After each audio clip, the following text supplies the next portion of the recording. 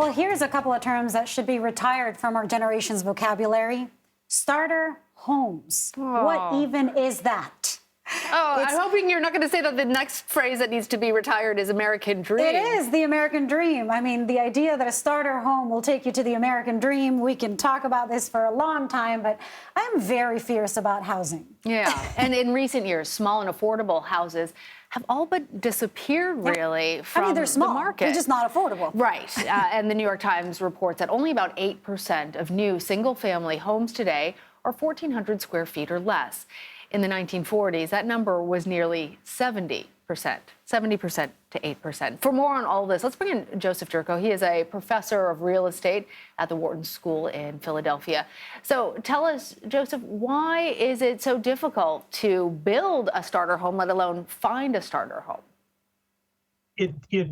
It's due to a series of regulations, many well-intended, some not so well-intended.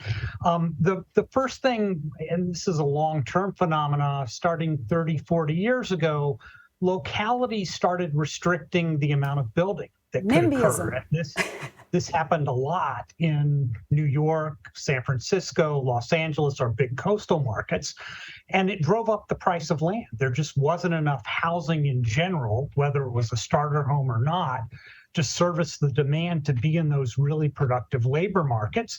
That drove up the price of land, and if the price of land goes up, the price of housing goes up, and developers are not charities. They need to make money, so they try to spread these high land costs over a bigger base, and that means a more expensive home that richer people are going to buy. And then after that, the more well-intentioned regulation was to make our homes safer by having requirements for fire retardant materials and the like, but that raises the cost.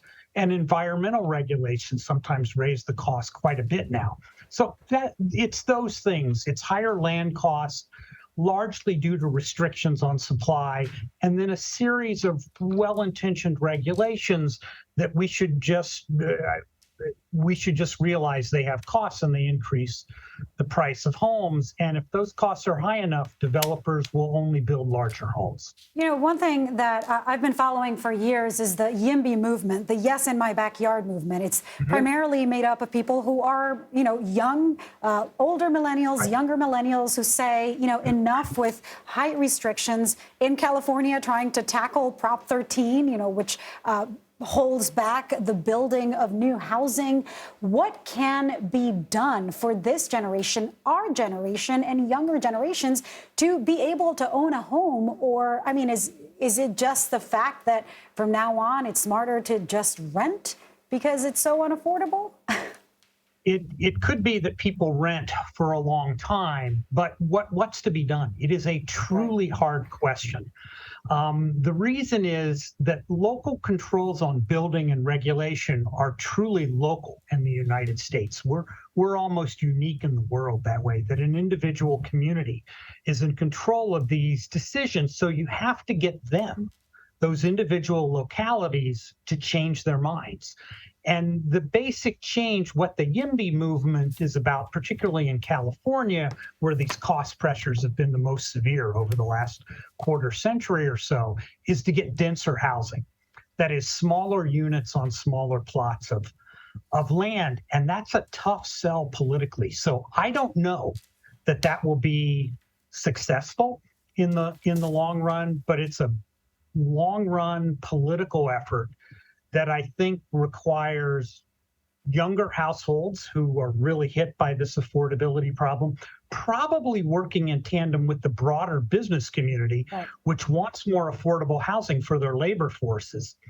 But I wish I had an easy answer for you. I don't. And a lot of young people wish they had the time to go into the planning meetings, which is essential to approve building. But it has to change. It's the key to wealth growth and the American dream in this country. Yeah, it's a generational fight. Joseph, thank you so much for that wisdom.